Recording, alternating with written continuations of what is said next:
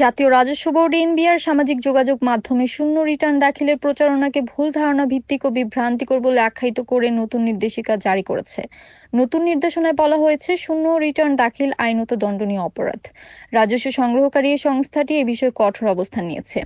রোববার বিষয়টি নিয়ে এনবিআর থেকে একটি নির্দেশনা প্রকাশ করা হয়। সংস্থাটির নির্দেশনায় বলা হয়েছে, সবকটি ঘর শূন্য হিসেবে পূর্ণ করে শূন্য রিটার্ন দাখিল করা যায় বলে প্রচার করা হচ্ছে। এনবিআর এর জারি করা বিজ্ঞপ্তিতে আরো বলা হয়েছে, আয়কর আইন ২০২৩ অনুসারে জিরো রিটার্ন নামের কোনো বিধান নেই। করদাতাকে প্রকৃত আয়, ব্যয় ও সম্পদ ও দায় রিটার্নে উল্লেখ করতে হবে। প্রকৃত করযোগ্য আয় না থাকলে কর দিতে হবে না। আর রিটার্নে মিথ্যা তথ্য দিলে আয়কর আইন অনুসারে সর্বোচ্চ ৫ বছরের কারাদণ্ডের বিধান রয়েছে বলেও উল্লেখ করা হয়েছে। শনিবার আইসিএমএবির এক অনুষ্ঠানে যোগ দিয়ে এনবিআর চেয়ারম্যান আব্দুর রহমান খান বলেন, আয়কর আইনে জিরো বা শূন্য রিটার্ন কনসেপ্ট বা কোনো নিয়ম নেই। তিনি জিরো রিটার্নকে এক্সট্রিমলি ডেঞ্জারাস বলে উল্লেখ করেন। করদাতা রিটার্নে যা কিছু ডিক্লেয়ার করেছেন সেটা তার বক্তব্য। যদি তা মিথ্যা হয় তাহলে আয়কর আইনে ৫ বছরের জেলের বিধান আছে।